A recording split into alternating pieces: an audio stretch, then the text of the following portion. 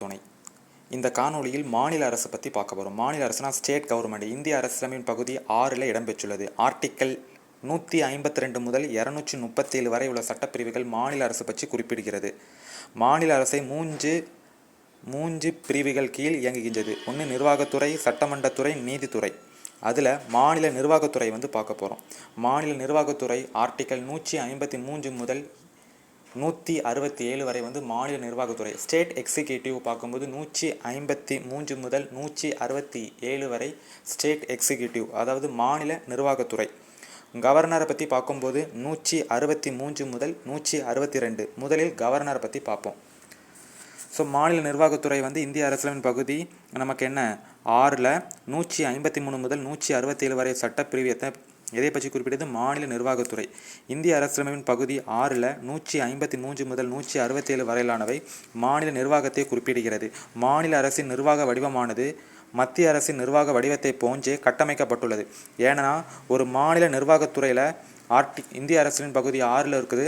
Article 153 முதல் 167 வரை குறிப்பிடப்பட்டுள்ளது. அதில் யாரெல்லாம் இருப்பாங்கன்னா கவர்னர் இருப்பாங்க, முதலமைச்சர் இருப்பாங்க, மாநில அமைச்சரவை இருப்பாங்க, மாநில தலைமை வழக்கறிஞர் இருப்பாங்க. இந்த வீடியோவில் நம்ம மாநில ஆளுநர் பற்றி பார்க்க போகிறோம். நம்ம 2 புத்தகத்தை அடிப்படையாக கொண்டு, ஒன்று பிரகதீஷ் பப்ளிகேஷன், அதுக்கடுத்து வெங்கடேசன் அவருடைய இந்திய அரசியலமைப்பு புத்தகத்தை பார்க்க போகிறோம். அதுமாதிரி ஆர்டிக்கல் 153லேருந்து 162 வரை வச்சு பார்க்க போகிறோம். 153லேருந்து 162 வரை மாநில ஆளுநர் பற்றியது. ஆர்டிக்கல் 153 மாநிலத்தின் ஆளுநர் பற்றியது. 154 மாநில நிர்வாக அதிகாரம். மாநிலத்தின் நிர்வாக அதிகாரம் 154. 154 உட்பிரிவு 1 மாநிலத்தின் நிர்வாக அதிகாரம் யார்கிட்ட இருக்க வேண்டும்? கவர்னர்கிட்ட இருக்க வேண்டும். 155 கவர்னருடைய நியமனம். 156 கவர்னருடைய பதவி காலம். 157 ஆளுநர் நியமனத்திற்கான தகுதிகள். 158 ஆளுநர் பதவியின் நிபந்தனைகள். 159 ஆளுநரின் பதவி பிரமாணம் மற்றும் உறுதிமொழி. 159. 160 எதிர்பாராத சமயங்களில் ஆளுநர் செயல்பாடுகள்.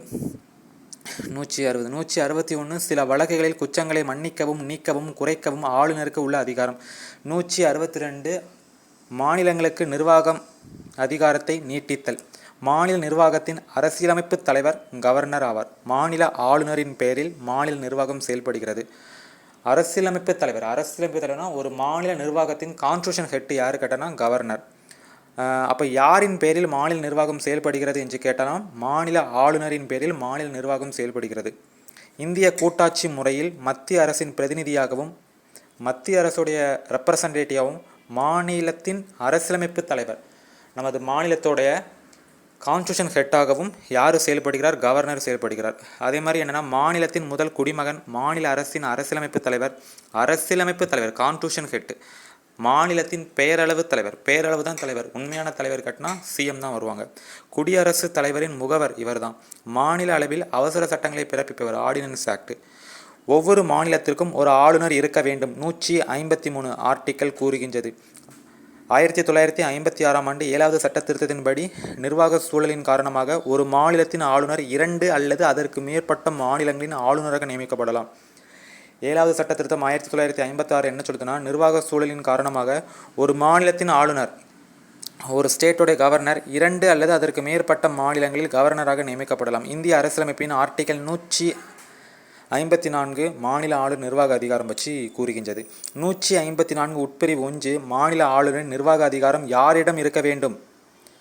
மாநில ஆளுநரின் நிர்வாக அதிகாரம் யாரிடம் இருக்க வேண்டும்? கவர்னரிடம் இருக்க வேண்டும், ஆளுநரிடம் இருக்க வேண்டும்.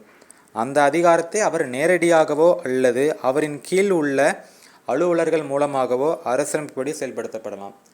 மாநில நிர்வாகம் என்கிட்ட தான் இருக்கும். அந்த நிர்வாகத்தை நான் நேரடியாகவோ அல்லது எனக்கு கீழ் உள்ள அலுவலர்கள் மூலமாகவோ செயல்படுத்தலாம். அதான் ஆர்டிக்கல் 154 உட்பிரிவு 1 சொல்லுது. ஓகேவா? ரைட்.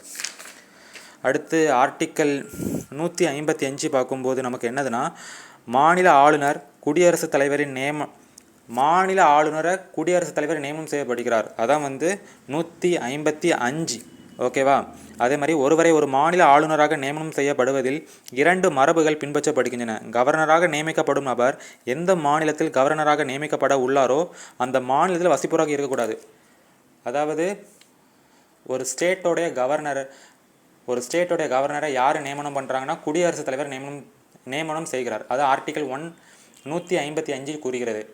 குடியரசுத் தலைவர் ஒரு மாநிலத்தின் ஆளுநரை நியமனம் செய்யப்படுவதில் 2 மரபுகள் பின்பற்றப்படுகிறது. எப்பா நீ இந்த ஊரோடைய கவர்னராக இருக்கக்கூடாதுப்பா. இப்போ தமிழ்நாட்டுடைய கவர்னரை நியமனம் செய்யப்படுவதில் தமிழ்நாட்டின் கவர்னரை அவர் தமிழ்நாட்டை சேர்ந்தவராக இருக்கக்கூடாது. அவர் மற்ற மாநிலத்தை சேர்ந்தவராக இருக்க வேண்டும்.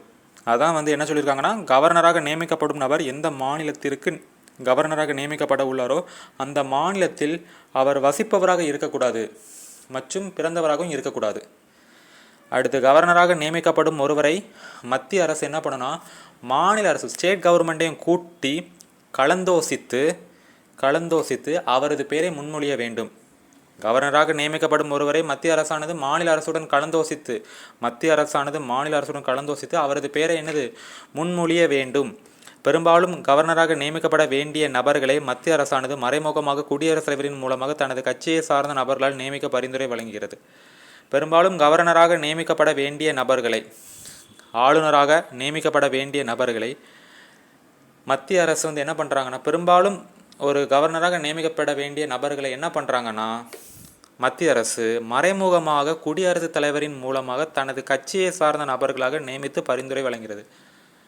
என்ன பண்ணுறாங்கன்னா, மத்திய அரசு குடியரசுத் தலைவர் மூலமாக மத்திய அரசு அங்கே யார் ஆட்சி செய்கிறாங்களோ அவங்க தனது கட்சி நபரை கவர்னராக நியமனம் செய்கிறாங்க. ஸோ இது தவறான செயல். அடுத்து, ஒரு ஆளுநரை குடியரசுத் தலைவர் எப்போது வேண்டுமானாலும் ஒரு மாநிலத்திலிருந்து மற்றொரு மாநிலத்திற்கு மாற்றலாம். குடியரசுத் தலைவரால் நியமிக்கப்படும் ஆளுநரின் பணிகள் சுதந்திரத்தன்மை கொண்டதாகவும் அது எந்த விதமாகவும் மத்திய அரசாங்கத்தின் கீழ் கட்டுப்பட்டது இல்லைன்னா உச்சநீதிமன்றம் தெளிவுபடுத்தியது. உச்சநீதிமன்றம் சொல்லிட்டாங்க, எப்பா குடியரசுத் தலைவரால் நியமிக்கப்படுற கவர்னரு அவருடைய பணிகள் சுதந்திரத்தன்மை கொண்டதாகவும், ஓகேவா, அவர் எந்த விதத்திலும் மத்திய அரசாங்கத்தின் கீழ் கட்டுப்பட்டவர் அல்ல என்று யார் தெளிவுபடுத்தாங்கன்னா உச்சநீதிமன்றம் தெளிவுபடுத்தியது. அதே மாதிரி கவர்னருடைய பதவிக்காலம் 166. ஆளுநர் பதவிக்காலம் 5 வருடங்கள் ஆகும். ஆனால் குடியரசுத் தலைவரின் விருப்பத்தின் பேரில் அவரது பதவிக்காலம் நீட்டிக்கப்படலாம். ஆளுநர் 5 ஆண்டுக்கு அதிகமாகவும், அதாவது அடுத்த ஆளுநர் பதவியில் அமரும் வரை அவர் பதவி வகிப்பார். ஒரு நபர் ஆளுநராக எத்தனை முறை வேண்டுமானாலும் நியமனம் செய்யப்படலாம். அதற்கு எவ்வித தடையும் இந்திய அரசியலமைப்பில் கூறப்படவில்லை. ஒருவர் எத்தனை வாட்டி வேணால் கவர்னராக நியமனம் செய்யப்படலாம். அதுக்கு இந்திய அரசியலமைப்பில் எதுவும் கூறப்படவில்லை.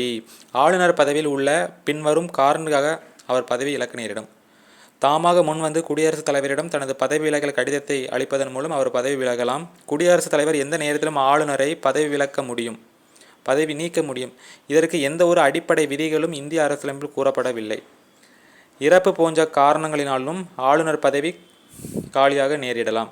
எதிர்பாராத விதமாக ஒரு மாநிலத்தின் ஆளுநராக பதவி வகிக்கும் நபர் பதவி காலத்தில் இறந்தால் அந்த மாநிலத்தில் வேறு ஒரு புதிய ஆளுநர் நியமிக்கப்படும் வரை, அதாவது ஒரு மாநிலத்தின் ஆளுநர் இறந்துட்டாங்கன்னா அந்த மாநிலத்தில் வேறொரு ஆளுநரை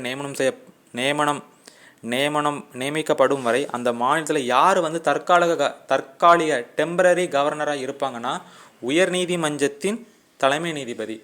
ஒரு மாநிலத்தில் கவர்னர் இறந்துட்டானா அடுத்த கவர்னரை நியமனம் செய்யப்படும் வரை தற்காலிக டெம்பரரி கவர்னராக யார் செயல்படுவாங்கன்னா நமக்கு உயர்நீதிமன்றத்தின் தலைமை நீதிபதி தான் தற்காலிக ஆளுநராக செயல்படுவார். ஆளுநருடைய பதவி நீக்கம் செய்யப்படுவதில் மாநில சட்டமன்றமோ அடுத்து உயர்நீதிமன்றமோ பங்கு பெற முடியுமா? கண்டிப்பாக முடியாது. அப்போ இங்கே ஆளுநர் பதவி நீக்கம் செய்வதில் மாநில சட்டமன்றத்திற்கோ உயர்நீதிமன்றத்திற்கோ எந்தவித பங்கும் கிடையாது.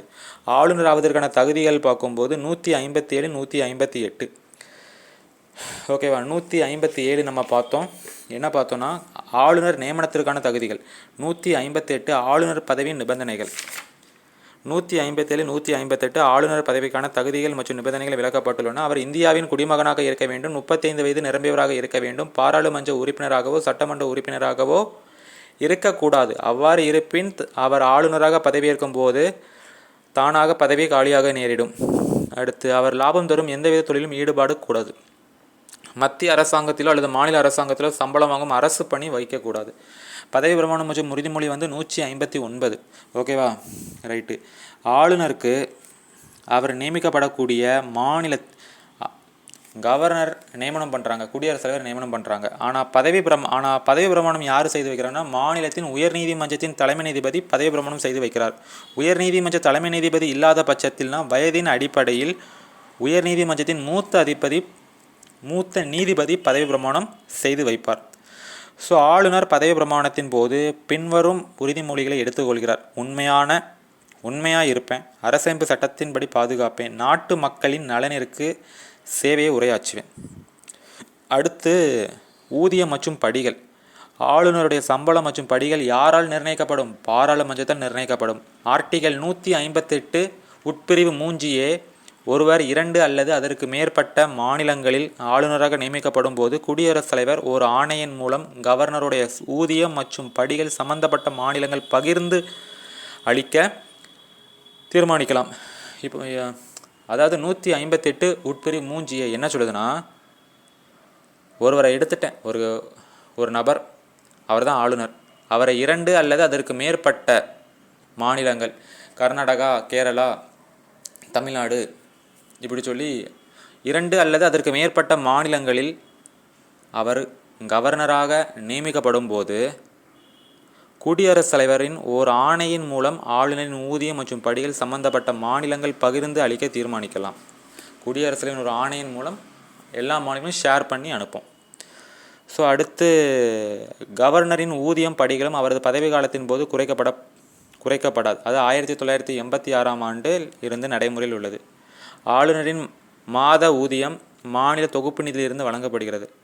ஆளுநர் அவரது பதவி காலத்தில் அலுவலக குடியிருப்பினை ராஜ்பவனை எந்தவித வாடகையும் இல்லாமல் பயன்படுத்திக் கொள்வது அனுமதி அளிக்கப்பட்டது. 2023 ஜூன் மாத நிலவரப்படி அவருடைய சேலரி 3,50,000 ஆகும். அடுத்து ஆளுநரின் சில சிறப்பு சலுகைகள் பார்க்கும்போது 361 கேட்டனா சிறப்பு சலுகை. ஸோ அது என்ன சொல்லுதுன்னா, ஆளுநர் தனது அதிகாரங்களை பயன்படுத்தியதற்கும் கடமைகளை செய்ததற்காகவும் எந்த நீதிமன்றத்திற்கும் பதிலளிக்க வேண்டிய அவசியமில்லை. ஆளுநரின் பதவி காலத்தின் அவர் மீது எந்த ஒரு குற்றவியல் நடவடிக்கையும் நீங்கள் பண்ணவே முடியாது. கிரிமினல் ஆக்டிவிட்டீஸ் அவருக்கு எதிராக நீங்கள் எந்த ஒரு நீதிமன்றத்திலும் தொடர முடியாது. ஆளுநரின் பதவி காலத்தில் அவர் மீது குற்றச்சாட்டுகளை சுமத்தவோ அவரை கைது செய்யவோ எந்த நீதிமன்றமும் பண்ண முடியாது. ஆர்டிகல் 14 சட்டத்தின் முன் அனைவரும் சமம். ஸோ அதனால் இவர் மீது நான் குற்றவியல் நடவடிக்கை உச்சநீதிமன்றத்தில் கோர்ட்டில் நீதிமன்றத்தில் இவர் மீது நான் குற்றவியல் நடவடிக்கையை சாத்துறேன், எதுவுமே பண்ண முடியாது. ஆளுநர் பதவி காலத்தின் மீது நிவாரணம் கோரப்படும் உரிமையல் வழக்கு சிவில் கேசஸ் தொடரலாம். ஆனால் அதற்கு 2 மாதத்திற்கு முன்பாகவே அவர் மீதான குற்றச்சாட்டினை தீர்மான அறிவிக்கை வடிவத்தில் அவரிடம் அளிக்கப்பட்டிருக்கணும். 2 மாதம் முன்னாடியே நீங்கள் அவர்கிட்ட சொல்லியிருக்கணும்.